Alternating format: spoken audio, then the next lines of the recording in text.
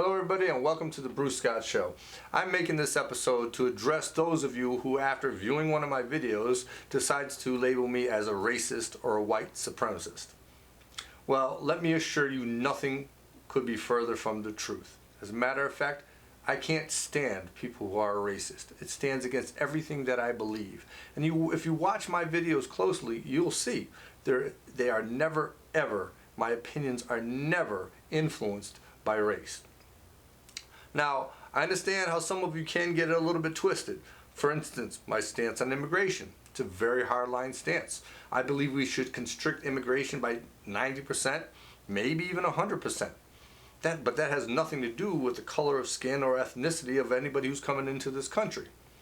What it has to do with is simple mathematics. We do not need more people in this country right now.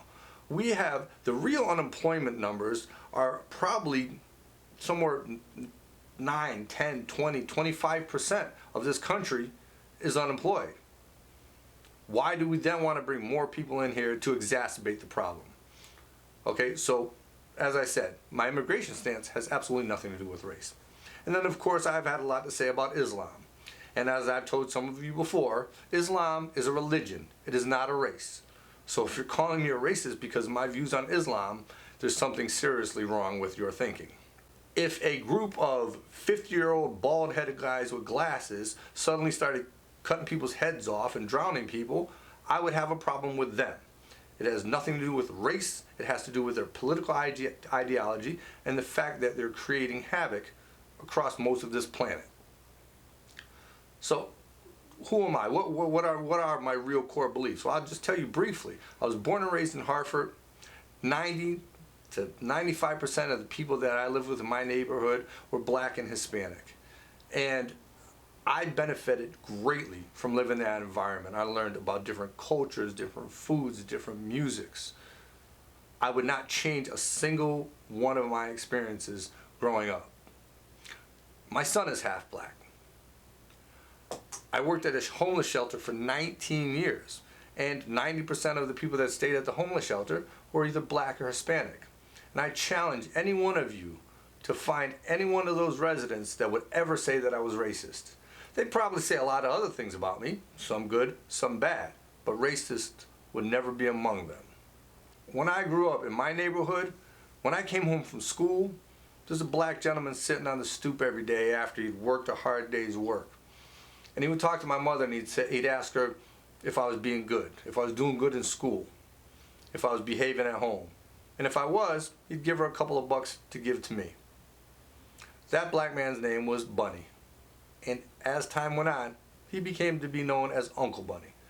And that is how I addressed him for the rest of my life. The Hispanic mothers and fathers of the friends that I grew up with, they were my surrogate family. They fed me, they clothed me, they allowed me to sleep in their homes. I am the man I am today because of all these people. Now, the racist card, the white supremacist angle, these are just things to silence people that have a dissenting opinion from you. As soon as we don't believe exactly what you believe, as soon as we don't want to push the liberal agenda, we are automatically labeled as racists and white supremacists. Now, are there people that are conservative that have these kind of views? Of course there are. But there are plenty of Democrats that have absolutely racist views. As we know, the Democratic Party was founded, started, and progressed by racist organizations. Simply calling me these names, it's not going to silence me. And it's not going to silence others who do the same thing that I do. We have one mission here at this program, and that is the truth. Whether that truth leans left or leans right doesn't matter to me.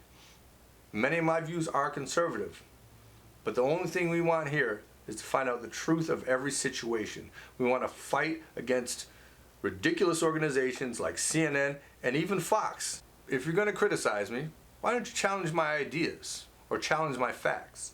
I have no problem with that. I'd love a back and forth with you on those issues. So maybe from here, I can learn from you, you can learn from me. Just listen to the content of what I say, and don't let those words that are pre-programmed into everybody by the mainstream media jump immediately into your head. Analyze the substance of what I say. So for now, that's the Bruce Scott Show. Goodbye. God bless.